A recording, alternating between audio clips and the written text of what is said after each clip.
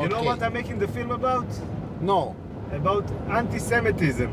Anti-Semitism, what does that mean? It means when people hate the Jewish people. No way, man. The Jewish people control the world. Yeah? Of course.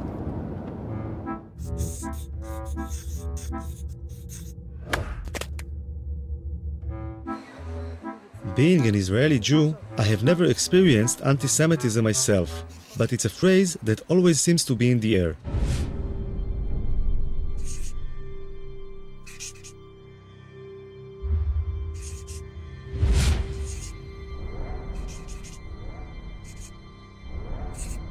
Three words seem to appear over and over again: Holocaust, Nazi, anti-Semitism. Living in a country that was founded to give the Jewish people a safe place to live in, I found this really disturbing. So I decided I wanted to learn more about the subject. Ladies and gentlemen, this is Abe Foxman, the head and face of the Anti-Defamation League. I have been lucky to have survived by miracle the Shoah. Very nice speech, very good. The ADL is the biggest organization in the world fighting anti-Semitism, with a budget of over $70 million a year. Abe Foxman has become the symbol of the fight against anti-Semitism in the world today. I thought he might be able to open some doors for me. So I asked him to help me out with my film. Abe Foxman was very welcoming. I think he liked the idea of an Israeli filmmaker taking an interest in anti-Semitism, and he agreed to give me unprecedented access to his organization, which has its headquarters in Manhattan. He's doing a film, which I still don't understand what it is, but we said yes, yes, and yes. You're on the record. Got it. Okay? I'll be good. Okay? He's not going to hurt us. Great. On the other hand, he's a good journalist, okay? I'll take he care wants of to get, good stuff. Foxman introduced me to some of the senior staff at the headquarters. You can talk to him, too. Would you say the ADL is like the biggest Jewish organization dealing with anti-Semitism? Oh, yes, yes. In the world. Yeah, there's no question about that. Yeah, certainly in the United States, but I would say in the world. We have all of our 27 offices all over the country with their ears to the railroad tracks. It starts with an insult, a denigrating statement, and at the very top, what you have is genocide. And in between is every bad thing that can happen to somebody. This is my grandmother. She's over 90 years old and she lives in Jerusalem. I decided to tell her about the film I am making. אני ישראלי, כן? אני אף פעם לא הרגשתי מה זה אנטישמיות. אז אני שואל מה זה בעצם, אני בא ומנסה להבין מה זה. נו, אז עכשיו אתה יודע מה זה? אני לומד. אתה לומד. זו הסבתא שלך יפהפייה, זו אני. Her family emigrated from Russia in the 19th century because of the strong Zionist ideology. The first Zionists came to Israel, or Palestine as it was then, because they thought it was the only solution to anti-Semitism. אנחנו ציונים נלהבים. אנחנו לא נחליף את המדינה ולא נחליף את העם בשום פנים ואופן. לכן כשמדברים על דברים כאלה, זה פוגע. זה מרגיז. איזה דברים?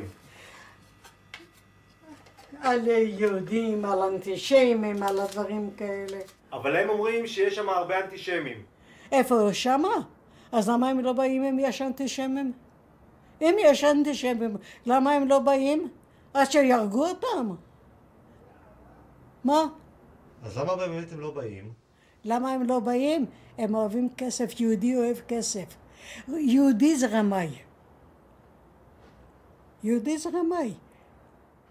והוא עושה שם כסף, למה לא לבוא פה ולעבוד, אם הוא יכול לעשות שם כסף בלי לעבוד? למה לא?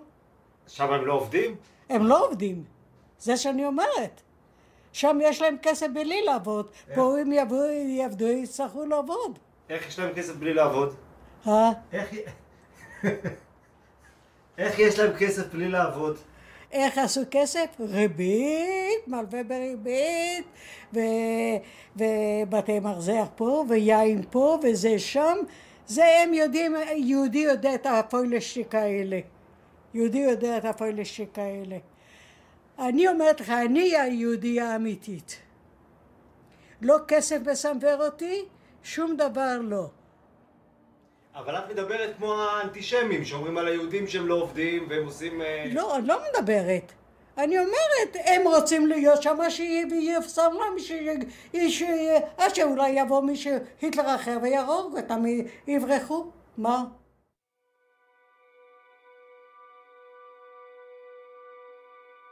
Tens of thousands of Israeli high school students fly to Poland each year to learn firsthand about the Holocaust, the worst genocide in human history, and the most terrible result of anti-Semitism. When I was in high school in the late 80s, there were less than 500 kids going on this trip in the whole country. Today, there are more than 30,000.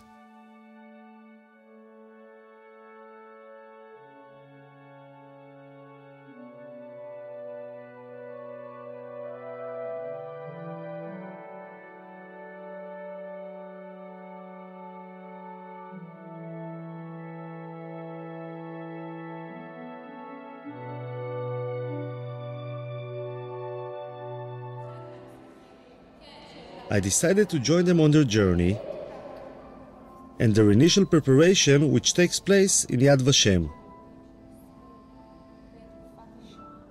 יש כאלה תאים של השריפה, זה למעלה זה שמכניסים את הגופה והלמטה זה החומרי בעירה. יצא להם גז במקלחת, יצא גז ציקלון B. פה אנחנו רואים כבר את הגופות. אותה שהם יצאו, הוציאו להם את השיני זהב מהשיניים. ורוב מי שעשה את זה היו יהודים ששמו אותם בתוך המשרפות, את הגופות. כל אחד יגיד מה החיבור האישי שלו למסע, למה הוא רוצה לנסוע לפולין.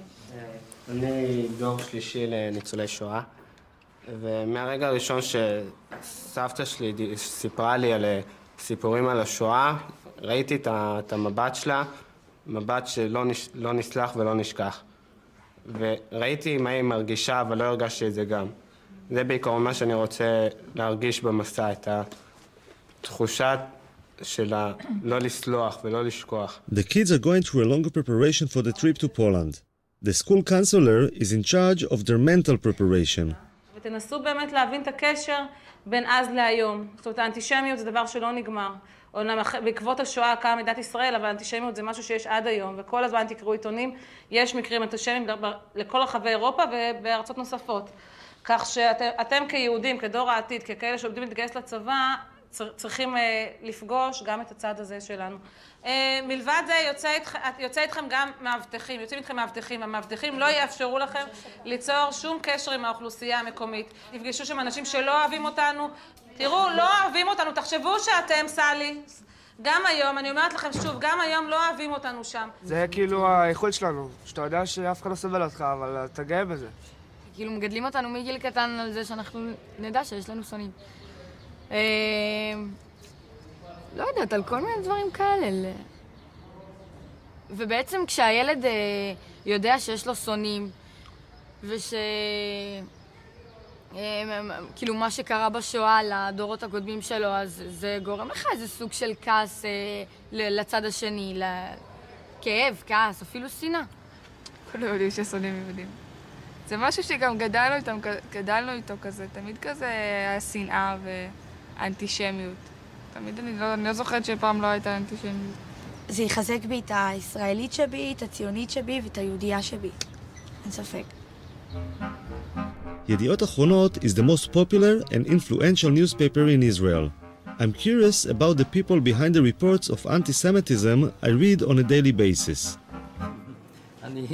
אני יודע, זה מגוחך שאני אומר את זה, אבל כולם בעייתיים. צרפת היא אנטישמית, גרמניה היא אנטישמית, המדינות בדרום אמריקה הן אנטישמיות. אני לא רוצה לדבר על המדינות המוסלמיות, זה לא מדברים בכלל. הם למעשה כולם. ליטא נשארה אנטישמית, כל המדינות הבלטיות, אבל גם המדינות במערב, אנגליה היא אנטישמית. ללונדון יש ראש עיר אנטישמי מוצהר. זאת אומרת, הם כולם אנטישמים, רק כאמור, יש שקטים יותר ויש בוטים יותר.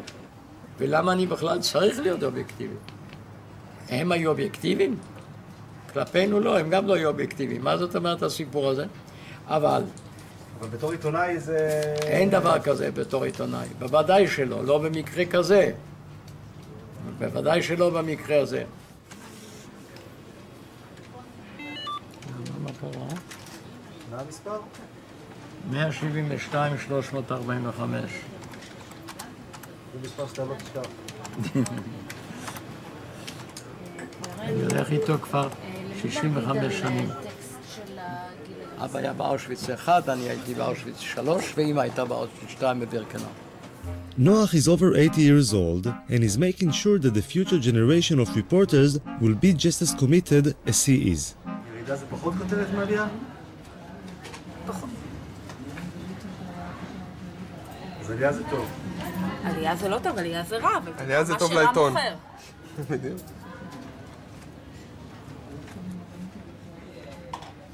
והנתון הזה מי סיפק אותו? זה הגיע מסקר של הליגה נגד השמצה בארצות הברית. בהחלט שווה לתת לזה מקום די נרחב בעיתון. The headline in the Israeli paper was quite worrying. I wanted to see how the Anti-Defamation League actually fights anti-Semitism. What the hell is he? Where is everybody? Where's the secretary? They're coming in now. Thank you. They're going to come in. Thank you. Hello. Hello. Have a seat and say hello. Introduce yourself. Joel Levy. Hello, Yoav. Yoav, very nice to meet you. Let me give you a card. Thank you. Okay. No? You don't have to button your... Why not? The working session. Okay, so it's working. So the reason I've asked to sit with both of you is what looks like a spike in anti-Semitic and racist activities or manifestations. Now, New York seems to be at the center, or at least getting the attention. Where do you see it? How do you see it? Well, I've had a lot of meetings with the police department and last week with the mayor to talk about this. There is a wave. There's no question about it. I don't know if it's attached to the time of the year, maybe attached to the presidential election. I'm not quite sure why we're saying it here. You have enough resources to deal with all this stuff? No. We're flooded every day with these things all over the country. It's a very big problem. According to the ADL reports from the last couple of years, the average number of anti-Semitic incidents in the US is around 1,500 a year. I'm hoping Joel Levy can help me find a case I'll be able to follow. What I'd like to do is to follow a case. I understand, yeah. Because, every film needs like a drive. And once we have like a case that we can follow, so that would be great. We're going over the fresh data collected over the last couple of weeks to see if there's anything I will be able to film. We have received in the last week or so someone who employment case, someone who wasn't able to take days off for the holiday, someone who is a school teacher and wanted days off for Shavuot, someone who is a nursing student and had some issues with taking time off as well as with taking time off. We also got a phone call from someone who was complaining about a website that had anti-Semitic remarks on it. Mm-hmm. Someone who was complaining about an article in the newspaper who they thought had anti-Semitic undertones. And that seems to be the roundup. And that's what we've had in the last 2 weeks. weeks. Those are the kinds of incidents that we've had recently. 5 in 2 weeks. So there's no way to predict. There wasn't anything suitable from the last 2 weeks. So Joel Levy tries to help me to find a case. What they're looking for is an incident that they might be able, and they will do all the contact work, but an incident they might be able to follow, to actually see something that has happened, to go to the site, to talk to people there, to show what has happened, the impact on them, how we interact with all of that, and so on. Assemblyman Hickind has a lot of Jewish voters in Brooklyn, and he suggested a case for me. You know, I had a very interesting case just last week. A woman went to a funeral not too far from here, thousands of people, and she heard a police officer on the phone say something to someone else, something very derogatory about the Jew something to somebody. This woman was at the funeral, she heard this. She was so upset, she wrote me a letter, I could show you the letter, and she called me. Yeah. Okay. Is this the only letter? Yeah. Okay. You want me to read part of it to you? Actually, you could look at it. I overheard a very disturbing conversation that a policeman had on his cell phone. I heard him say very loudly, I wasn't even standing close to him, quote, "I'm just finishing this Jewish shit." Sorry for using this kind of language, but this is the exact quote. I was so offended by the vulgar language, which is never appropriate, etc. And she goes on. I made it that the police officer called the woman. He apologized on the telephone. Hickind thought it was a good case, but the police wouldn't let the officer go on camera, and the Jewish woman seemed to be satisfied that the policeman had apologized. I realized that it might take some time to find a suitable case to film, and the kids had just finished their preparations, so I had to join them and fly to Poland.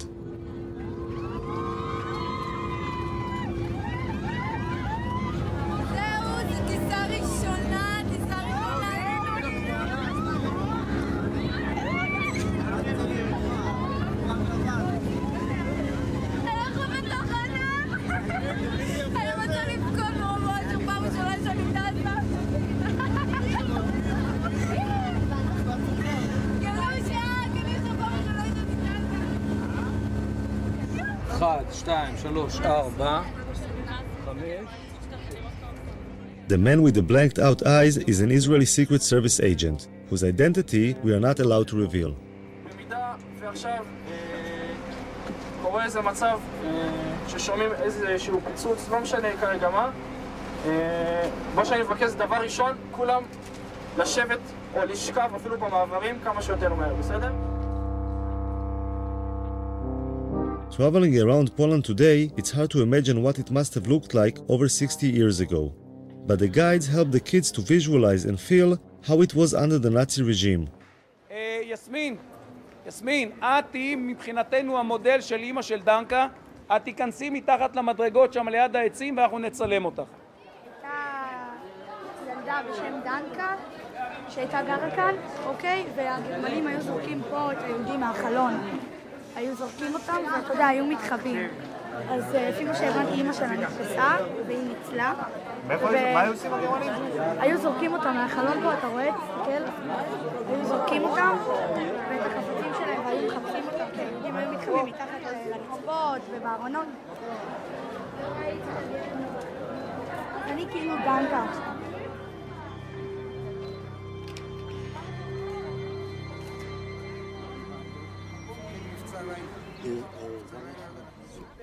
בגטו לובלין. גטו יהודי בעיר לובלין. Izrael? No to mów po Izraelu, a nie tam gadasz jak po chińsku. Ja myślałem, że z Chin jesteście.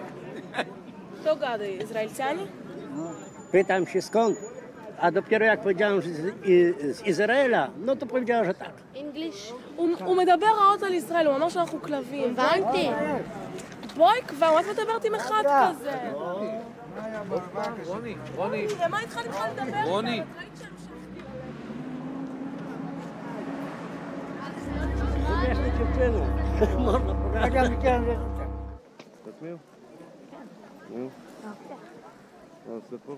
שומר עלינו מהאנטישמיות, כאילו שומר, שלא יבואו מתנגשים או כאילו יעשו לנו משהו בלי ש... את חושבת שזה יכול לקרות? כן, זה יכול. הרגע, היום בבוקר היינו 3 אנשים מבוגרים יחסית, שרק שמעו שאנחנו מישראל ודפקו לי פרצופים ואמרו שאנחנו קופים וחמורים ועוד שנייה כאילו היה מכות שם. הם לא אמרו שום דבר כזה. לא? לא? הם כן. לא?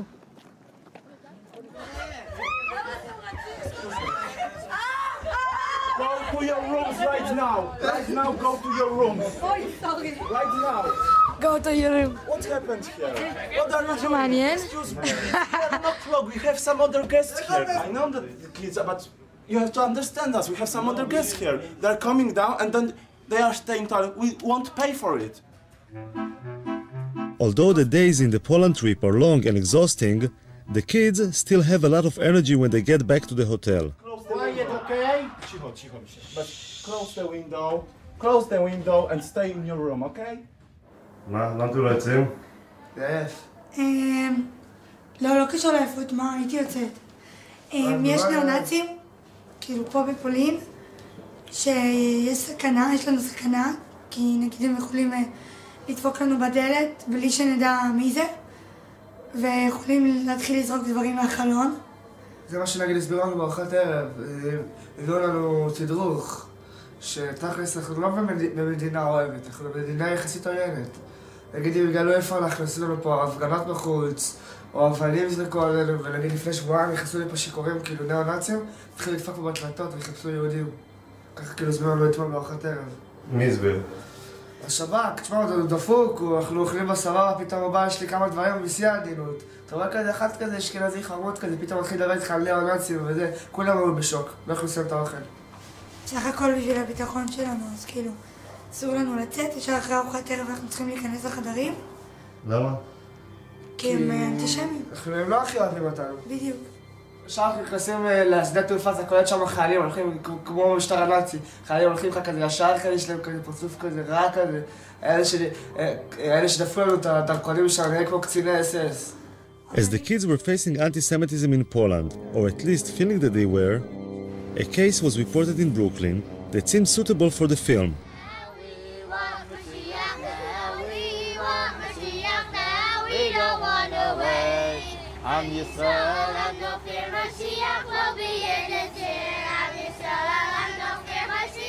According to the report, a Lubavitcher yeshiva school bus, full of young children, had been pelted with stones as it was making its rounds dropping off children.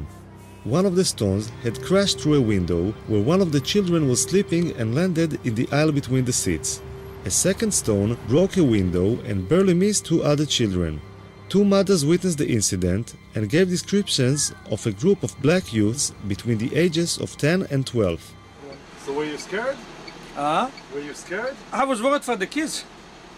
I was worried for the kids more than for me. What, all of a sudden you heard like a big noise? How was it? Big noise in 2 windows. Look. So where's the back? In the middle, on the side.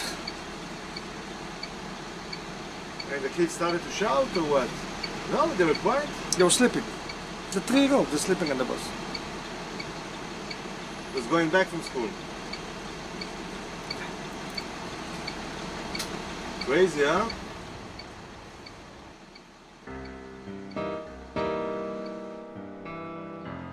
Crown Heights is a mixed neighborhood of Jews and blacks. In 1991, there was a lot of tension between the 2 communities, leading to the Crown Heights riots, which went on for 3 days and resulted in many casualties. This is Binyamin Lifshitz, the local reporter in Crown Heights. Maybe put your arms like, Folded? Yeah? I'm not a poster boy. He was the first to report the incident. Not a big, strong guy. See, where the rocks went into the bus over there. Wait, can you go back to that? And, I mean, most of the crime incidents in Crown Heights are targeted at Jews? It's always been known throughout the course of history, Jews are soft targets. We've been the victims of so many major incidents, genocides and catastrophes and Holocausts and everything. It's just the way we are. We've always been victimized.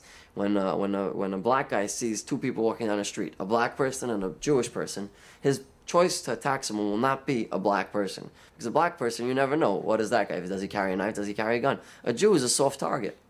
It's always been known like that, which is why we always encourage to walk in pairs, which is why we don't walk so much outside, like at night, so to speak, alone.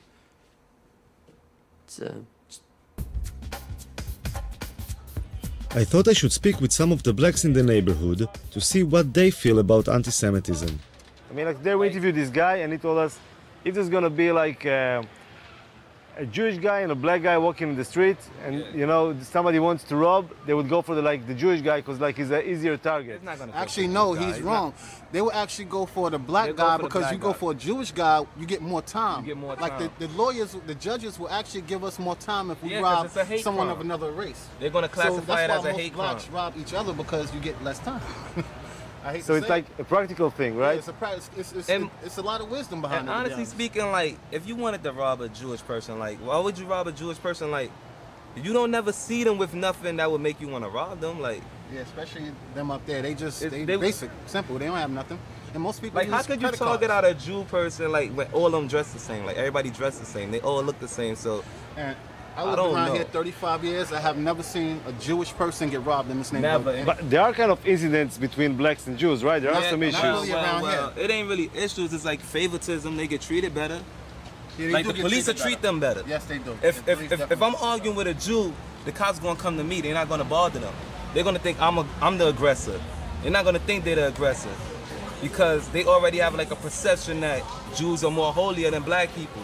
Let me tell you something, another thing, you know, they are supposed to be the chosen ones, but they be in a welfare office and a Section 8 office. They the first one to get any kind of bargain deal on anything. They're the first ones to get any kind of discount, or they know the system very well, okay? A lot of times they have all this money coming in the household, but somehow they always figure out a way to manage getting Section 8 or public assistance. Whatever services is available, trust me, the Jewish people are the first ones to find out about it. They're the first ones to utilize it. Actually, they're part of the mind control system that they use through television and the media. The higher ups. That right there is in a book called The Elders of the Protocols of Zion. That was in like 1898. They was talking about how the Jews will use TV and media and propaganda to control the world and take over the world. So little things like that just, oh man. Who wrote that book? It was a Russian who wrote that book too. Elders, whoever's watching this, Elders of the Protocol of Zion, read it. It gives you an idea, the blueprint to take over the world. It is. They're implementing it right now.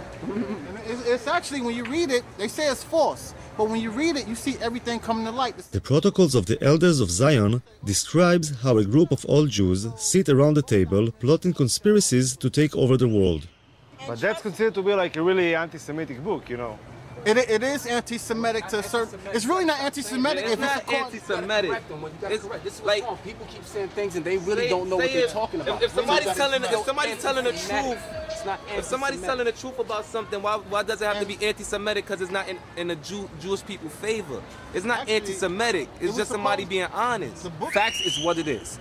Bottom line. No, but just to put things straight, like this book, the books of the elderly of Zion.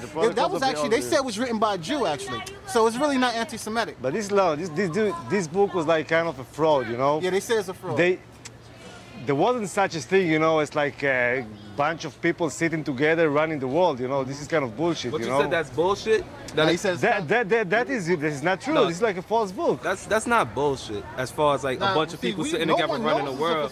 The United Nations is a bunch of people sitting together running the world. So how could you say that's bullshit? No, it's different, you know, because...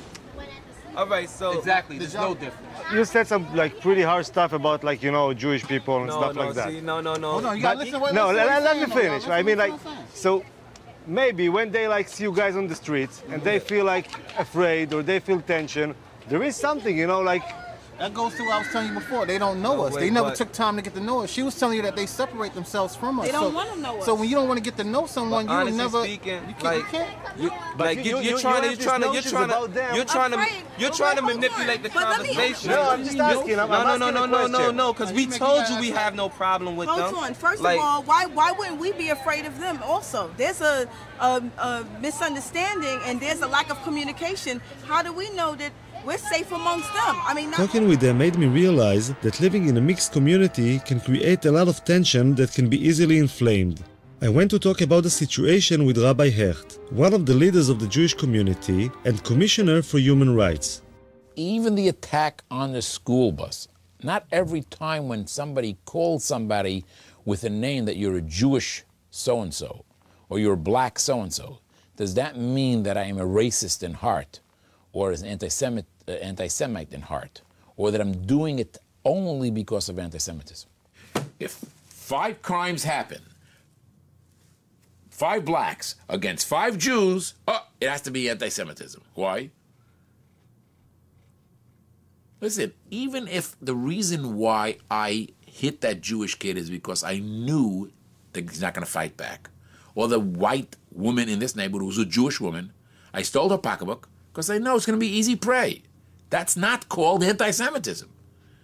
Now, again, you want to put it into some category and lock the guy up for a longer period of time because he saw a weak woman that he grabbed it.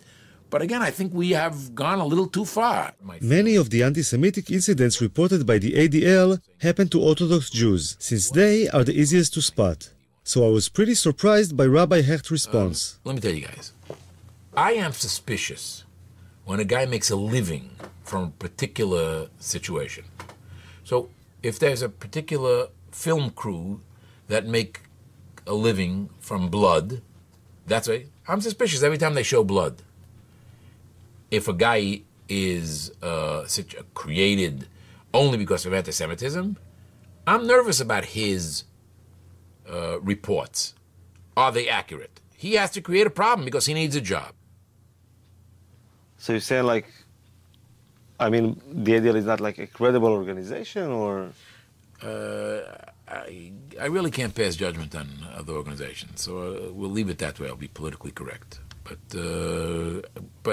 listen, clearly the ADL has been responsible in certain areas to flare up things as much as they've helped. Now, of course, having said that, now I'm on the ADL's blacklist now, so Mr. Foxman is not going to come to my home for dinner, but what should I tell you? An important part of the ADL's work are the international missions, and Foxman decided to allow me to join him. Every year, a few ADL board members and contributors get to join Foxman as he travels to various countries, meeting heads of state, politicians, and other influential people who can help in the fight against anti-Semitism.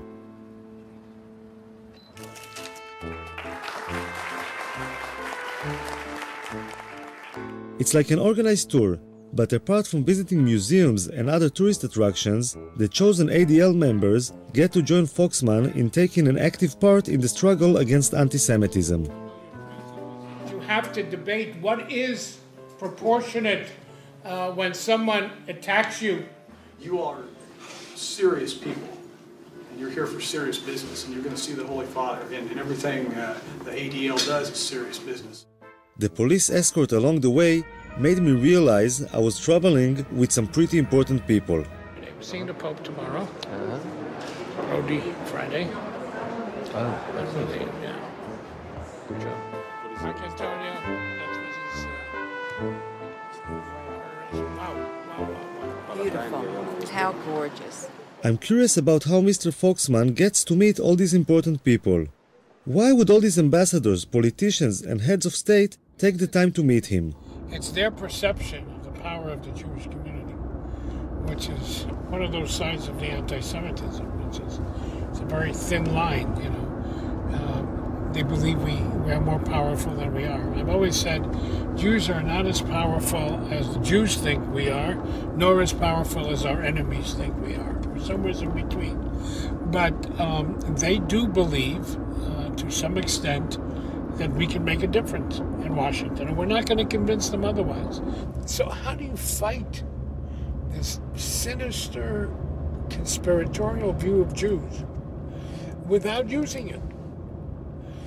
Look, when the United Nations comes to its General Assembly, we meet with 40 heads of state, foreign ministers. Why? I think I got it. It's like a poker game in which Foxman bluffs the other side into thinking that Jews have more influence and power in Washington than they really have. The downside is that the idea of Jews being so powerful can result in envy, even hate. Foxman has a very close relationship with the Israeli government. All right. Oh, yeah. A couple of times. Israel relies on Foxman when it comes to issues of anti-Semitism. And being the Jewish state, anti-Semitism is always on the agenda.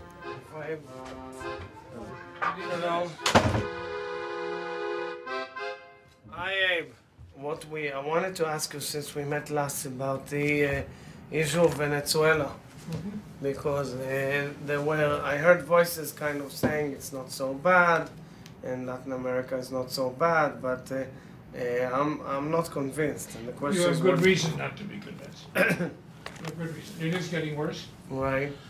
And little by little, as long as oil money works. I'm told that by our experts, it's the only, except for Iran, it's the only government-propagated anti-Semitism today around the world. It's already Formally, right. This is First quite scary. within the country and then outside. So are you pressing in any way? We've talked to Jesse Jackson, who has a relationship, but it's not for camera, but there are other plans. We'll talk about it in a minute. So it is, we have a very beautiful view from here. The first example of what Foxman is talking about was a meeting with a special advisor to the Ukrainian president Yushchenko. The Ukrainian government would like to distance itself from the embrace of the Russians and strengthen its ties with the West, most especially the United States. They believe that the Jews can become their allies in the US Congress. We come to celebrate your democracy, but we also come with mixed feelings. The history of the Jewish people in this country is primarily one of tragedy. We would like to see a more active, a more aggressive approach to dealing with issues of anti-Semitism. It took a long... Foxman is concerned about the Ukrainian government's comparison of the famine in the Ukraine before World War II with the Holocaust. The one thing that you need to be sensitive about is not to link it with the Holocaust. Be careful that it not be played as your genocide, our genocide, because that will be counterproductive on all sides. We, of course, respect Holocaust, and I understood your message, and we try to be very, very diplomatic. Here it is. I was impressed by the way Foxman handled the meeting, but it also raised some questions for me.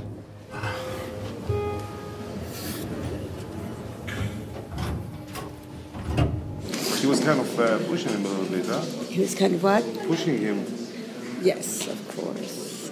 It's always like that? Yeah? Of course. I wasn't sure how bringing up things that had happened over 60 years ago had any relevance to fighting anti-Semitism today. In order to combat it effectively, I think that you have to take responsibility for anything that happened in the past and then reach the present and then go forward. With your husband, when you quarrel, sometimes you need to give some slack to get what you want. No? You always I bring tough? up everything from the past, 50 years, what his mother did. Absolutely not. No, that's not the American Jewish way. I don't know about the Israeli Jewish way. Give them the guilt trip. That's, yeah, absolutely. We need to play on that guilt.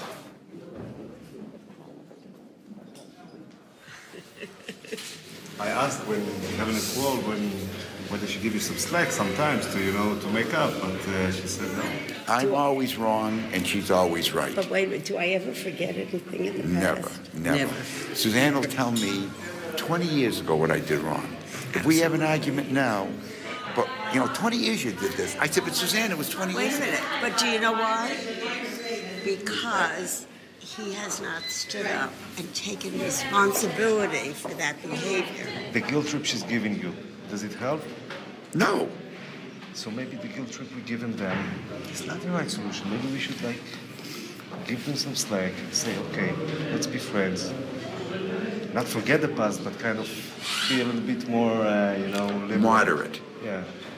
You know, guilt, something we happen to, I happen to the agree. guilt of the father should not be visited on the guilt on the sons. And it's true, of course it's true.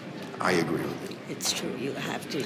You cannot let it go down, but you can't keep playing on it as heavily as some people do. It's got to be moderate. But the ADL is like one of the people who plays quite heavily. No, we're moderate. No, ADL plays heavily. There is not a speech. I'm feeling.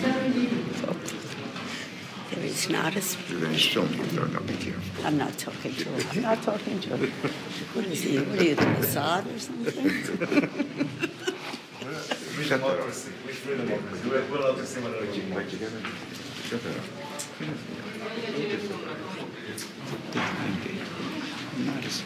I was fortunate. Мои телефоны не забудьте ваши. I'm passionate, believe me. Not quite as much.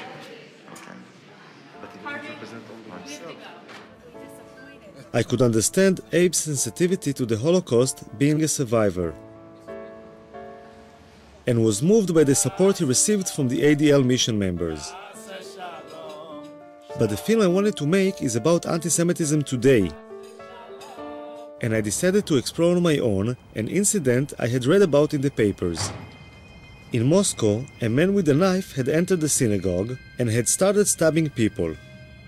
The incident was recorded on the security cameras.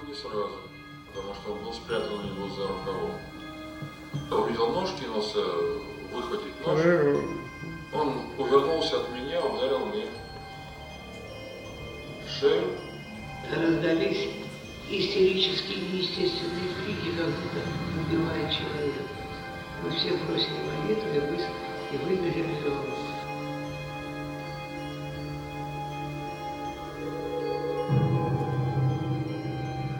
The stabbing was a shocking reminder of what anti-Semitism can be. I thought I should speak with the members of the synagogue to see how they felt about their own safety. В Израиле мы все время слышим, что есть очень сильный антисемитизм. Где? Здесь? Неправда. Что неправда? Этого Что нету. Нету.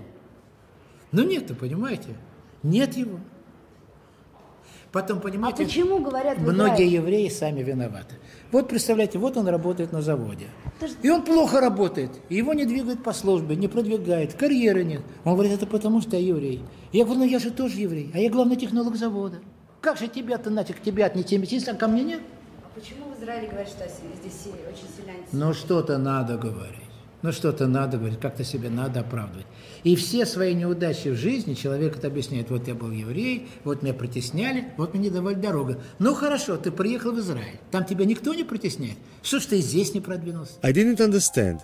How come these religious Jews, who go to the synagogue every day and are such easy targets for anti-Semites, don't seem so concerned about their personal safety?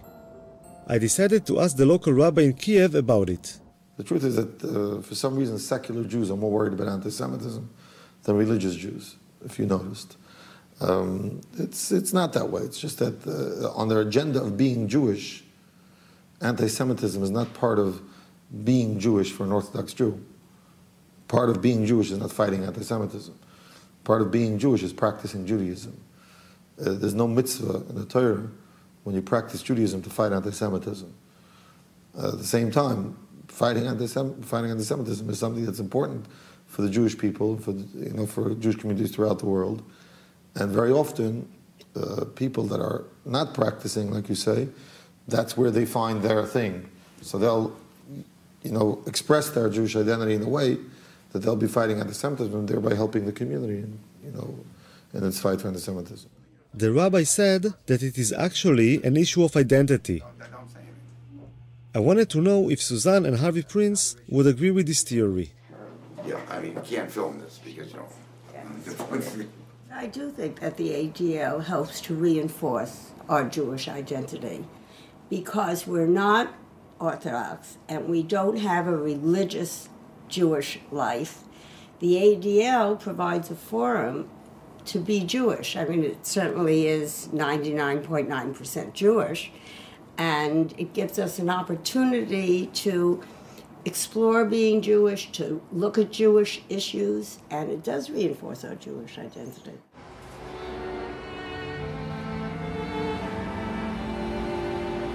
Babi Yar, in the suburbs of Kiev, is a mass grave in which 33,771 Jews were shot after digging their own grave over the course of just 2 days in September 1941.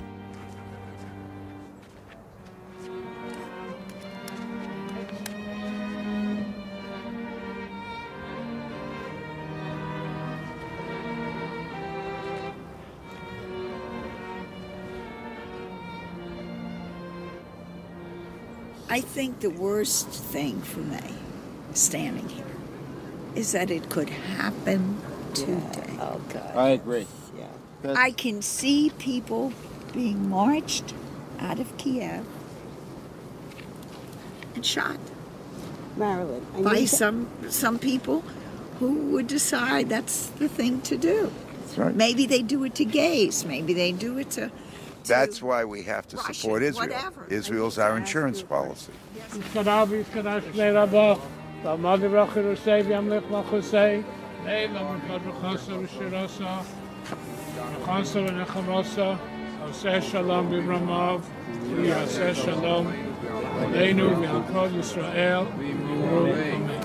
it was a question of the continuing existence of Israel, would you move to Israel? Yes, to help? in a minute.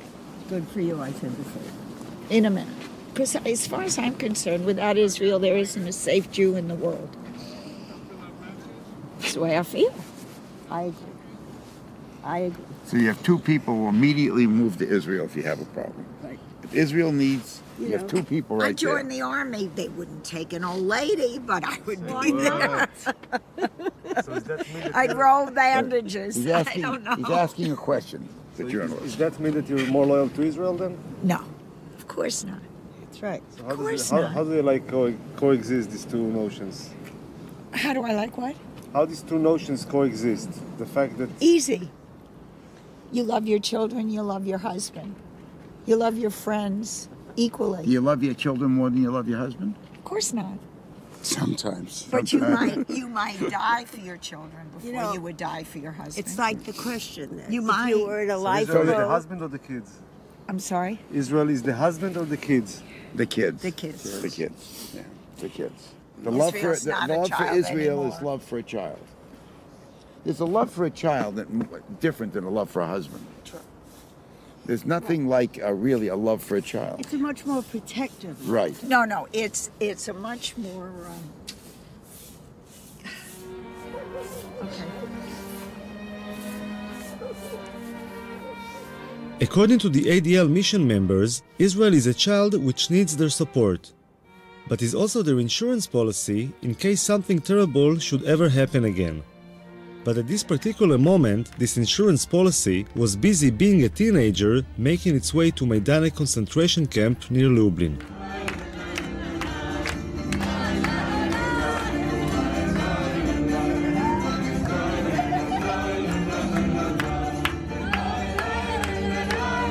אני מדבר פרי עיניים אליי, אני רוצה לראות את הרצינות דרך העיניים שלכם. אנחנו עוברים לשלב הבא של הרצינות, השלב הבא של תשומת הלב, אנחנו מגיעים למיידניק.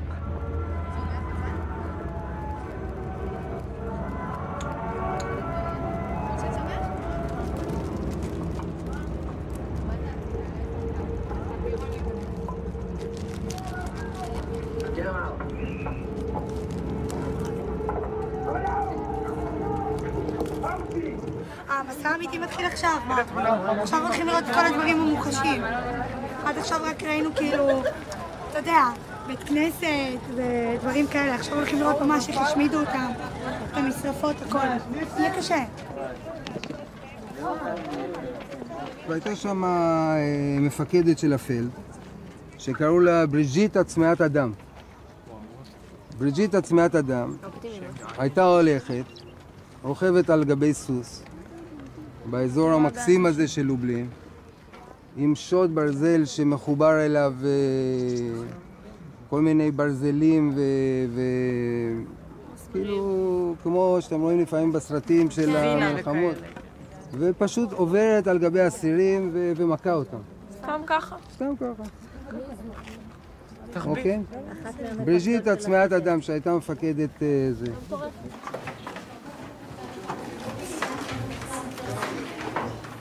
עכשיו, כמו שהסברתי קודם, שליש מהנרצחים פה נרצחו בגז, ושני שליש פחות או יותר נרצחו על ידי התת-תנאים שהם היו צריכים לחיות פה. לכו על זה. אז ייכנסים לסגור את הדלת.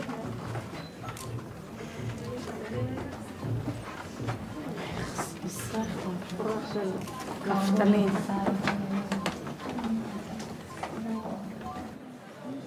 מה אתם מדברות? מאוכזבות. לעצמנו. למה? סתם, קצת קשה להקל. כאילו, אנחנו מסתכלים על זה, אני אישית מסתכלת על זה ואני לא... קשה לי להבין איפה אנחנו נמצאים. עדיין. זאת אומרת, רואים, אבל לא מפנימים. מאכזב, אתה חושב כאילו, מה, אתה פה עושה את הטעות, אתה אין לך רגשות או משהו. אתה מרגיש כאילו אתה מזלזל בדבר, וזה ממש לא ככה. This was my first time in Majdanek as well, and I could relate to the way the kids felt. The horrors were almost impossible to digest. But the kids just couldn't accept the fact that they wouldn't become emotional after all the preparation they'd been through. אני חושבת שאם מוצאים מדריך למסע כזה, אז הוא אמור לדעת לרגש ולדעת מה היה כאן. אני חושבת לא, אני לא מספיק בזה. אני לא מספיק ממצא את עצמי במסע. את לא צריכה, אבל את לא. אני רק ההתחלה, אוקיי. קחי את הזמן שלך, את לא צריכה להרגיש רע עם עצמך שאת לא מצטמרת כל הזמן. אני מרגישה רע עם עצמי שאני מרגיש שאני לא ממצא את עצמי. לא, אבל אז אני אומר עוד פעם, את חובה עכשיו הרבה דברים, תני לעצמך את הזמן, זה מה שאני מבקש, לא יותר מזה.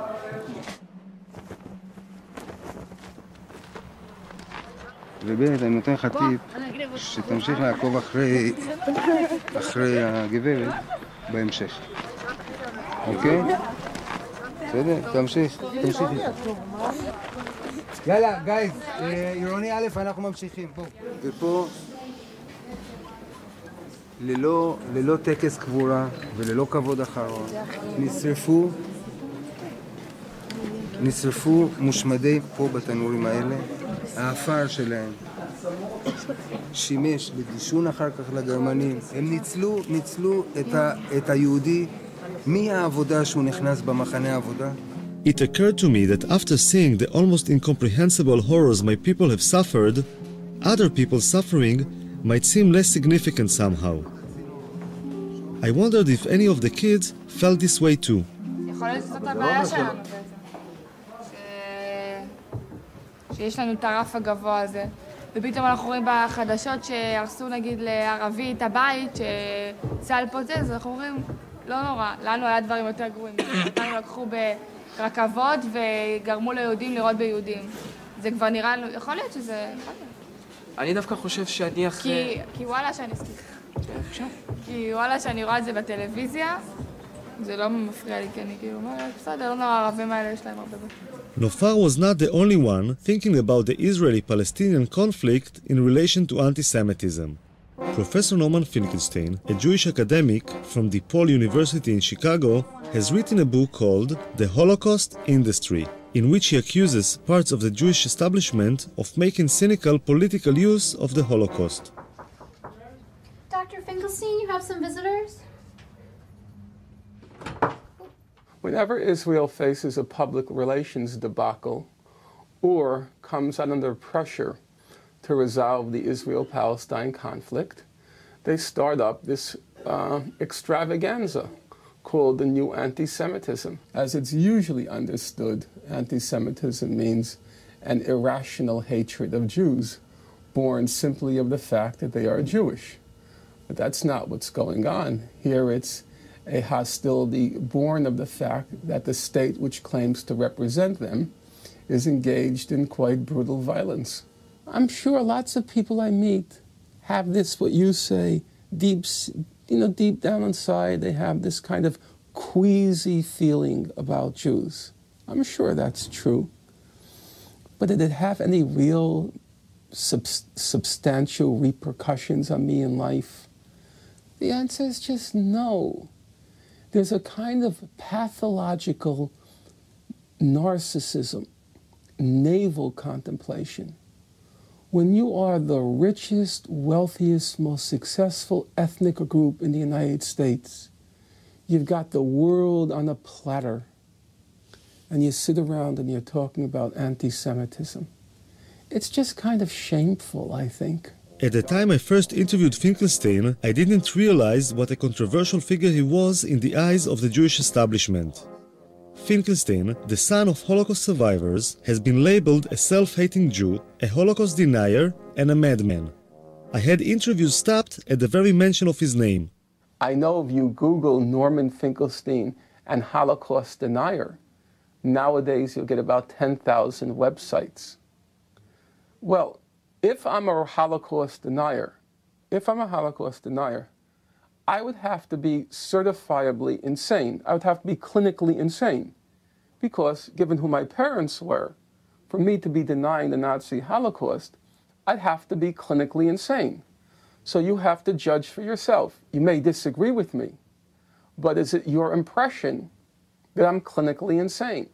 Now, if you think I'm not, then you have to wonder, why are those 10,000 websites saying that? Recently, there's this talk about the new anti-Semitism, which is very related to Israel. And I've been heard that from Jews outside of Israel, saying Israel is the cause that anti-Semitism is now, that we are suffering from anti-Semitism. Well, I would say that is nonsense. That comes from insecure Jews. I think people use Israel as an excuse to rationalize and legitimize, because in many places of the world, anti-Semitism is not acceptable. It's not polite, it's not proper. But if you can camouflage it, if you can find a platform of a news event, of a political discourse, then you use it. And we find every time there is conflict in the Middle East between Israel and somebody else, the level of anti-Semitism spikes. Why? Because the anti-Semites come out of their woodwork, and now they can express themselves in their anti-Semitism in what they consider a legitimate, licensed way. Strangely enough, Foxman and Finkelstein agreed on one thing, which is that most anti-Semitic incidents nowadays fall under the category of new anti-Semitism. The difference is that Foxman says that anti-Semites found a new target called Israel, to which they could express their anti-Semitism, while Finkelstein believes that saying that is a cynical misuse of the term anti-Semitism. But attacks on the ADL seem to be coming from all directions.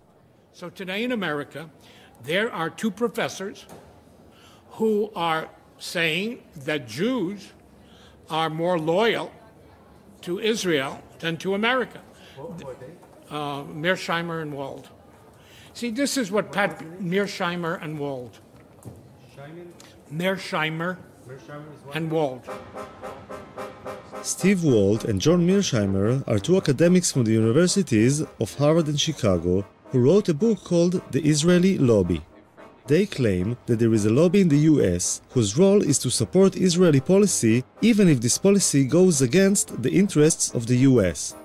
The role of the ADL in this lobby is to silence those who criticize Israeli policy, saying they are actually anti-Semites in disguise.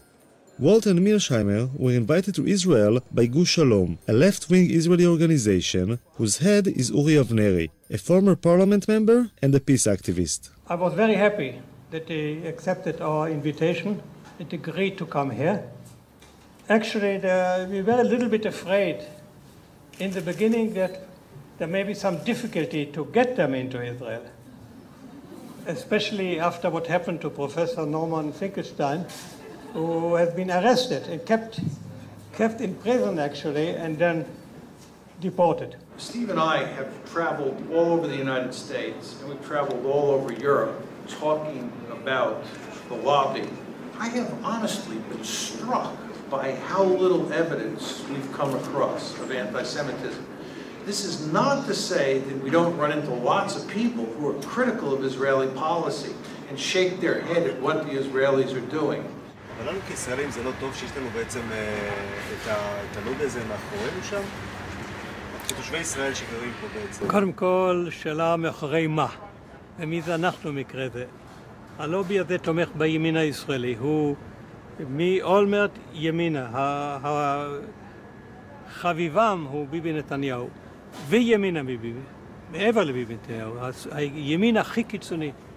כאשר הייתה ממשלה שמאלית כאילו, היחסים היו רעים מאוד. ההתלהבות צנחה. כוונות מאחורי הארגון הזה הן כוונות טובות, לא הבנתי שהמילות זו מטרה טובה. אני כבר לא יודע, אני לא בטוח. אני לא יודע מי משרת פה את מי. אנחנו אותם או הם אותנו. אנחנו מכתיבים להם מדיניות, או שהם, כמו שאמרת קודם, או שהם מכתיבים לנו מדיניות. אף אחד מהם לא לוחם באנטישמיות. הם לוחמים נגד ביקורת על ישראל. זה שני דברים לחלוטין שונים. כמעט שאין אנטישמיות באמריקה, זה אגדה. אין, ממש אין. לו הייתה, גם השדולה הייתה מתנהגת אחרת. אין. התופעה הזו שנקראת אנטישמיות היא קיימת רק בתקשורת הישראלית, ועל ידי כל מיני פונקציונרים יהודים בעולם שמתפרנסים מזה, שהם לוחמים באנטישמיות. איפה יש אנטישמיות? אין כלום. מעולם בישראל מצבה של היהודים באמריקה, מצבם לא היה כמו היום. מה, אנטישמיות זה המצאה ישראלית? המצאה יהודית? אנטישמיות? אנטישמיות היום? במידה רבה כן. כל אחד פוחד מאנטישמיות בגלל הזיכרונות ההיסטוריים, והיהודים מפוחדים תמיד. באמריקה היהודים, כמה שהם חזקים וכמה שהם מושלים באמריקה למעשה, הם פוחדים מהצל של עצמם. כל רגע, אחרי כל עץ, מסתתר אנטישמיות. בולשיט, אין דבר כזה. אנטי-ערבים, אנטי-מוסלמים, אנטי-שחורים, אנטי... מה שאתה רוצה. אנטישמים? פשוט אתה צריך זכוכית מגדלת למצוא אותם, ויש כאלה שהולכים עם זכוכית מגדלת, כמו שרלוק הולמס, ומוצאים אנטישמים. Abe Foxman's spokesman, Ari O'Sullivan, was the last person I expected to see at the event. What was he doing here? Look, Abe, they mentioned the ADL a couple of times in their talks, and like I told you, they were false, these things. And I went up to Walt, but he was surrounded with people. I said, listen, I'm from ADL, Ari O'Sullivan, and those two things you said about the ADL are incorrect. I got a lot of interest from the foreign press. I don't know about the Israeli media, though. Was there Israeli media here? אני מהליגה נגד השמצה. זה שהזכירו כל הזמן, ADL. ואתה מהליגה. אני הדובר של הליגה. מי אתה? דובר בארץ? כן, אתה מגוש. אני מגוש שלו? למה הבאתם אותו? את מי? את שניהם. זאת אומרת, למה הבאנו אותו? אנחנו חושבים שמה שהאנשים האלה עושים זה פשוט פעולה הכי מבורכת שיכולה להיות. לא לגבי השמצה או לא השמצה. לגבי אי פעם להגיע למצב נורמלי ומאוזן באזור הזה. יש לכם כסף להביא אנשים כאלה פה? כי אמרו לי שגוש שלום זה ארגון קטן, שולי כזה. גוש קטן. אבל את הקצת כסף שיש לו, הוא מנצל לדברים החשובים ביותר. והדברים החשובים ביותר זה להגיע סוף סוף אי פעם לאיזשהו פיוס בין הפלסטינים לבין היהודים במזרח התיכון. והדרך היחידה לעשות את זה, זה לגרום שהמדיניות של מי שתומך בישראל, לא משנה מה היא עושה, שהמדיניות הזאת תתחיל להיות קצת יותר נורמלית. זה לא מקרה שהאנשים האלה הוציאו ספר שכל העולם רעש ורגש בגללו. I don't know if the whole world was shaken by Walter Mearsheimer's book, but the Jewish establishment certainly was. Why do two such established, credentials, respected academics engage in such a shoddy piece of work on what subject? At the annual ADL convention, the Israeli lobby book was the center of attention. In the Foreign Office in Israel, there was a 3-day convention dealing mostly with the issues raised in the book The Israeli Lobby. Never before had the question of whether anti-Semitism and anti-Zionism are the same thing seemed so important. Experts and speakers from all over the world said the same thing, that those who attack Israel are doing so simply because they are anti-Semites in disguise. We thought people who would hate us, who would be our enemies, would be thugs and lunatics yelling kike, and instead they're soft-spoken college professors explaining to us how we have the apartheid state. We were unprepared. So let this conference draw a line in the sand. If you're an enemy of the Jewish people, then we will fight you with all our might for ourselves and for our children and for our children's children. Who would we be if we did not? And we will prevail.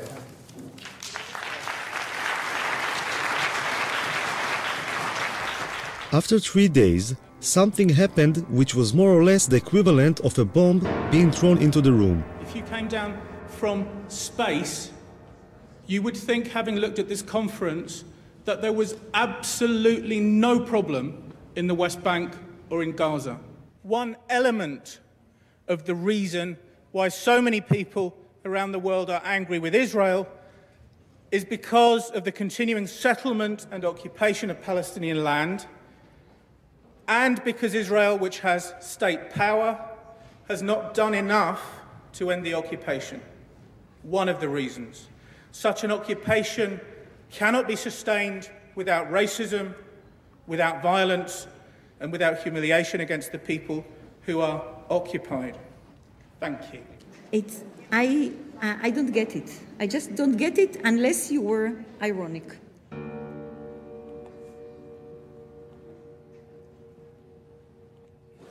David, yes. we appreciate your work. We invited you to speak. Yes. But what you did today was a kind of preaching about looking for human rights that we don't have. This is more or less what you said. There are problems with human rights in the we territory. Don't say it's insinuative. What do you say? No, I choose to say something which has not yet been said by everybody. Just it's for very the simple. No, not for the provocation, because Palestine was not mentioned in this conference. Not once, maybe by Gil. It was mentioned It was mentioned yesterday as Palestine is the anti-nation. Palestine is the one unique nation which doesn't have the right to exist. It was mentioned. No, no one said that. Come on, no one said that. Gerstenfeld said it. Palestine is the anti-nation. What do you think that means? And where do you think that terminology comes from, the anti-nation? What you were saying is that anti-Semitism and anti-Zionism are two different things. They are two different things. No, sometimes they are the same thing. And it's kind of ironic, really, that I was seen by some people as a sort of wild-eyed radical, because where I come from, I'm denounced as a right-wing, neocon, Israeli-supporting, anti-Palestinian racist. What does it say about this conference then? Well, it says about this conference that there were some hard right-wingers there. There you go. Nobody in this conference was balanced, not one. I don't think so. Speaking with David Hirsch made me realize that it is very difficult to represent any other approach in the Jewish world. Those who try to say anything different are being silenced. And Dina has a go at me for not being balanced. You hinted too much. You were not explicit enough. Should have modified what I meant. Hirsch was right. The occupation as a possible reason for justified criticism was not mentioned. Many Jewish people see anti-Semitism as a force of nature. It has always been there and will always be there. It will just take on different shapes and forms. I find this difficult to accept. This is a conference about people around the world blaming Jews as the worst human rights violators on the planet. And the people who support Israel are now under attack as supporting the colonialist apartheid state of Israel. This is a warrant for attack on Jewish people. It is internationally recognized that anti-Zionism is sometimes anti-Semitism. You know what? And who as an Israeli, this is the only thing that gives me hope, to differentiate these two.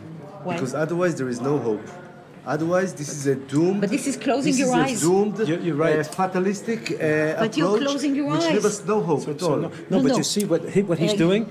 He's doing exactly he has the problem of the left. And here's the problem. Who? Here's the problem. You. Yeah. This analysis. This is just like the wife who's beaten by her husband, who goes to the psychiatrist and she says, "It must be something I did, because if it's not something I did, then it's hopeless. Then he's a madman." Well, you need to find something you did to cause the hatred against you. But guess what? It's nothing that you did, and it's too bad. You are in chaos, and the world is dangerous, and Islamism, funded by the Saudis, is teaching gazillions of people around the world that you are evil before you came to Israel.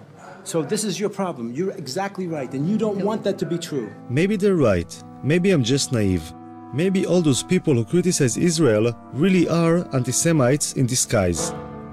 I'm heading to Chicago to speak with John Mearsheimer, co-author of the Israeli Lobby. I hope to have the courage to ask him if he is really an anti-Semite in disguise.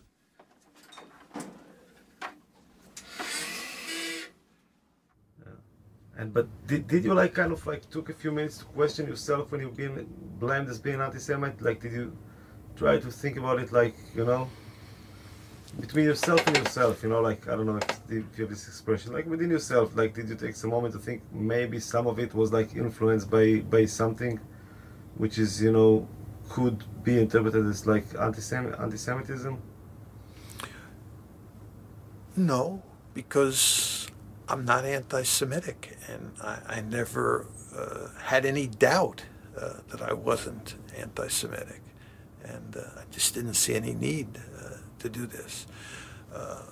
My arguments are not in any way, shape, or form hostile to Jews or hostile to the state of Israel. And in fact, Steve Walt and I go to great lengths in the books to make in the book and in the article to make the case that we think the lobby's policies are not in Israel's interest or in America's interest. And we believe that the policies that we're pushing and the arguments that we're making are better for Israel and better for the United States. Now, one can disagree with that, but those arguments that we're making are not anti-Semitic, and we're not anti-Semites. Of course, it's almost impossible to prove that you're not an anti-Semite, which is one reason that this charge is so effective. I mean, how does one say, I'm not anti-Semitic, and convince people who say you are? My best friend is Right, that's what you end up saying, that my best friends are Jews. And some of my best friends are Jews, and of course this is not a very convincing argument. In fact, it's an argument that's almost guaranteed to lose. There's no question that anti-Semitism has been a poisonous and potent phenomenon over time. And there's no question that someone like Abe Foxman, who grew up as an infant and a young boy in Europe during the Holocaust, is going to be affected by that history of anti-Semitism. They say that eventually it's bad for Israel as well, not only for the United States, but this policy eventually will be bad for Israel as well. But that's not their goddamn business. Who the hell asked them to decide what's good for you? You know, who are they? Who are they who come to a judgment what will provide safety and security for you? Keeping in mind, that's not their business. Look, I have an obsession in this place with one thing, which we need to find a way. The latest battle Abe Foxman had taken upon himself against the anti-Semitic Polish dolls made me realize that his devotion to Israel is only part of the overall picture. Traditional Jew, I would say even stereotypic Jew, holding a bag of money and a zloty. It's a good luck charm to buy people if they go into a new house or business because the Jews are so good with money. It is disgusting. It is disgusting. And now, in the economic crisis, you want to know how serious Jews and money is? Jews are money. Is that what you want? But somebody's good with money. It's not a bad thing, you know, You know what? We're in Auschwitz. Those are the things that paved the stones to lead to Auschwitz. Because if Jews have money and you can get rid of the Jews, you can get their money. What kind of a good thing is that? Foxman is like a very sensitive radar for Jewish issues. The memory of the Holocaust is always in the background, like a warning sign of what can happen if things are not dealt with at the right time. I want to ask you a question. Look over here. Do you see a Holocaust coming?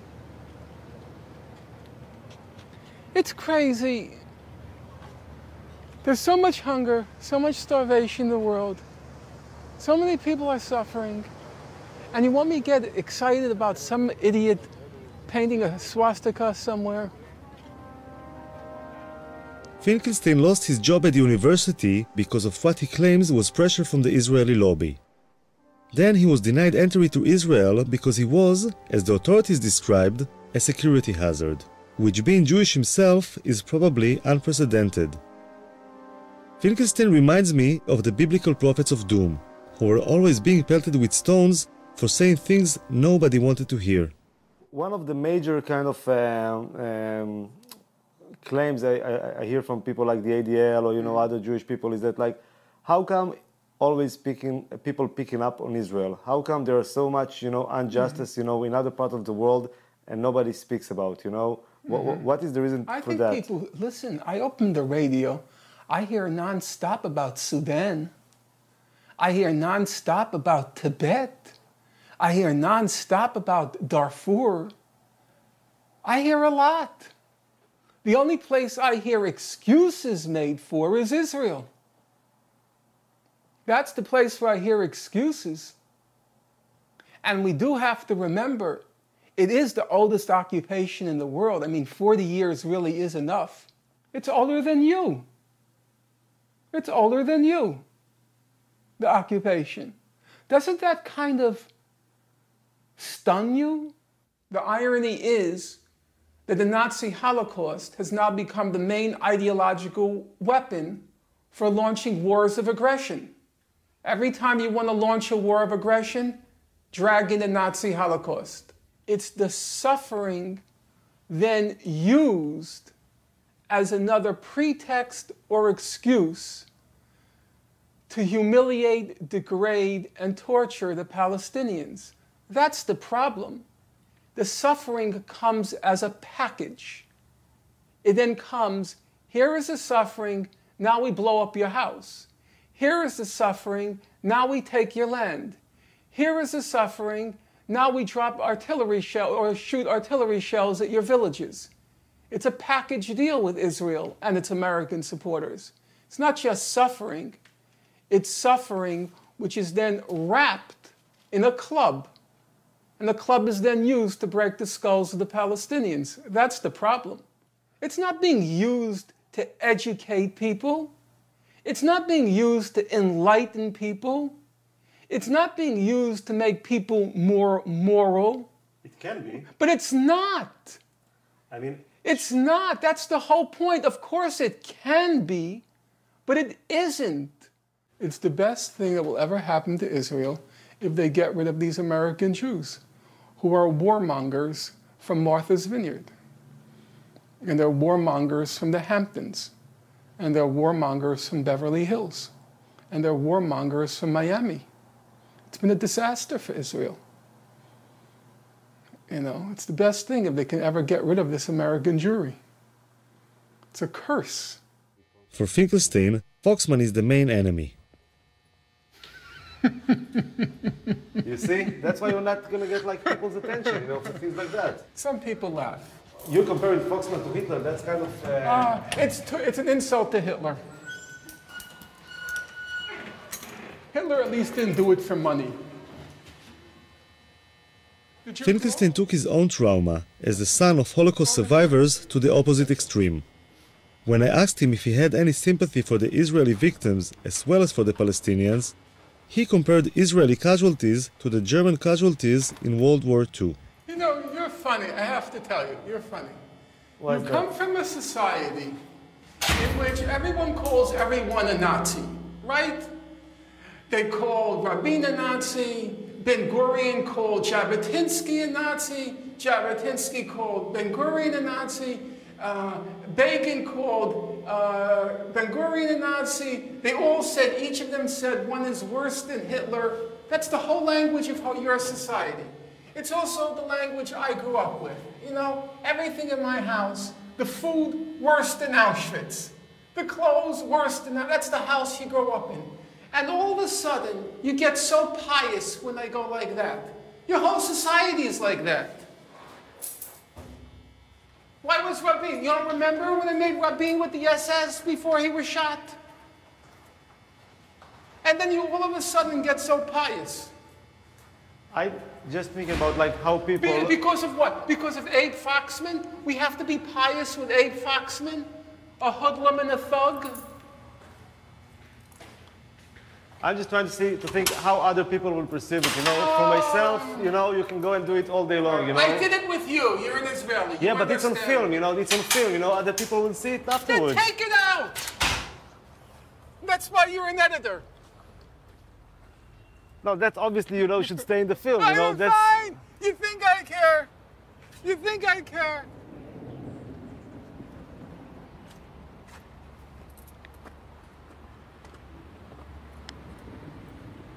So you like the neighborhood? Very much. Look at the breeze. The last time I was with Foxman was in Auschwitz. The Israeli army sends its officers on a Poland trip similar to the one the kids are going through. This year, for the first time ever, an ADL mission became an integral part of the Israeli Defense Force mission. Marching next to Foxman is the Deputy Chief of Staff, the second in command of the Israeli army. On Foxman's left is the Israeli ambassador to Poland.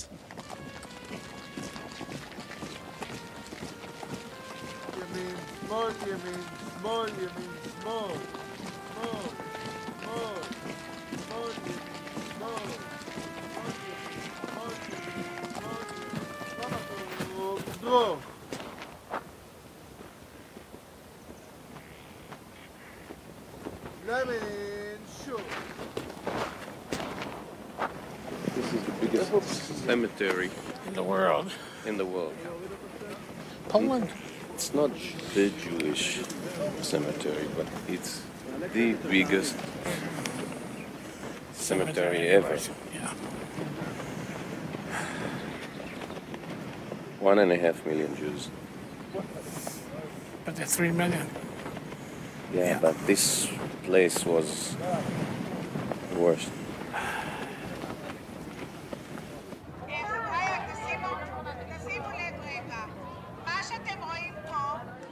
אנחנו חיים בתחושה שמוות מלווה אותנו כל הזמן. והאם התחושה הזאת היא טובה או לא, אני לא יודע. כלומר, כל הזמן עוטפת מעלינו, ופה אתה רואה את זה בעוד שהפכו את זה לתעשייה. תעשיית המוות.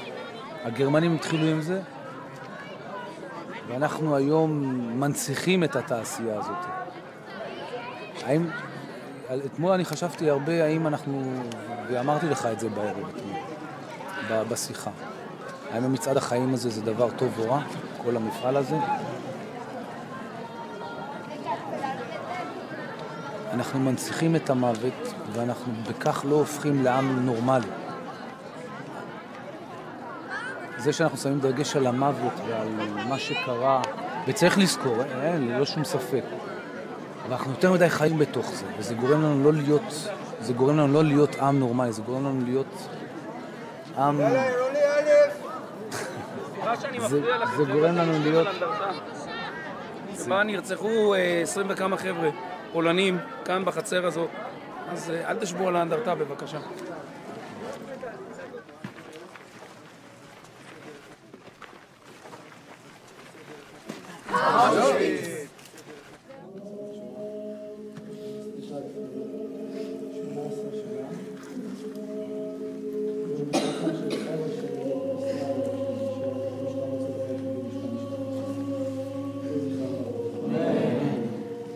סניה גירשפונט, שאין את שנת היא רצחה, ורוב הסיכויים שנרצחה בבית החולים בקייב על ידי הנאצים. יהי זכרה ברוך.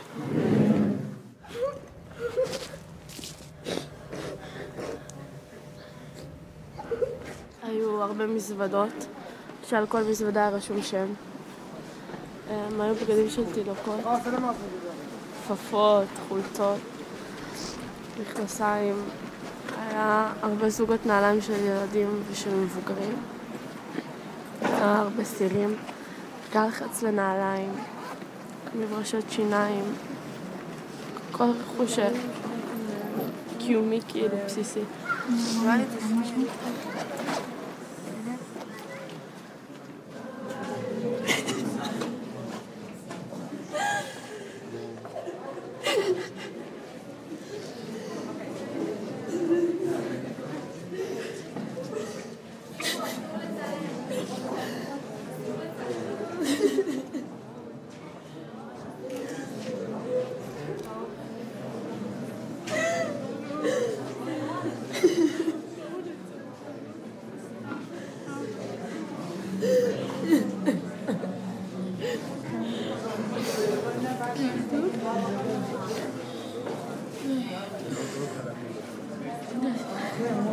את אומרת, די, אבל מה היה לנו? זאת כלום, חיכיתי עוד מעט תפקיד מאוד גם. עוד מעט חיכיתי עוד מעט מה תראי.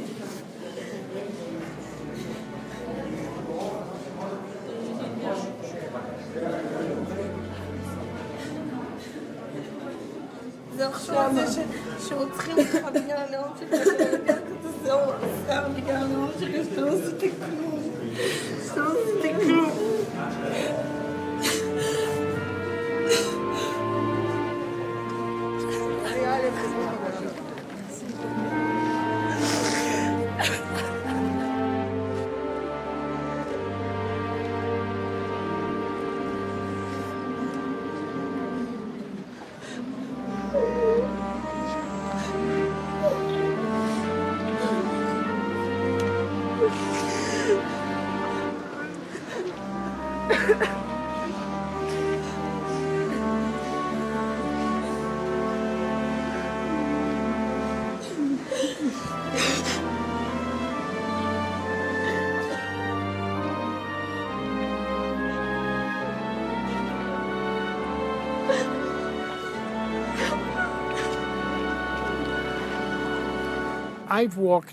I've walked this road before, full of despair, full of anguish.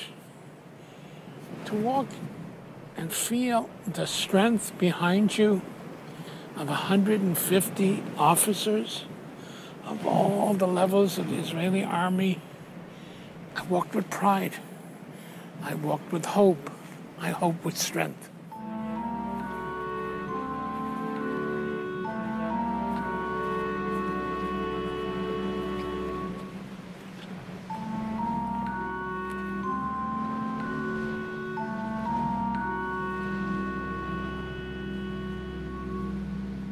כאילו כשאתה רואה את זה, אתה אומר לעצמך, וואי, בא לי לרצוח את כל מי שעולה לזה.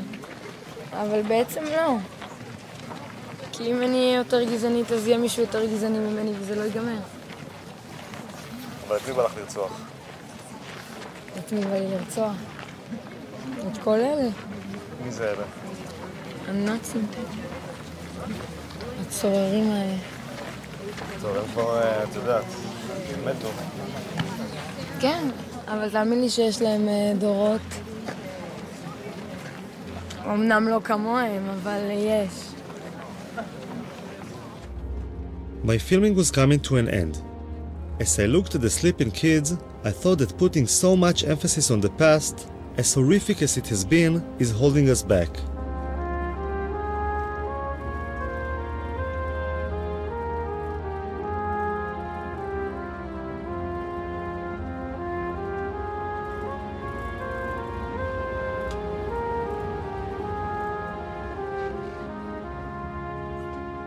Maybe it's about time to live in the present and look to the future.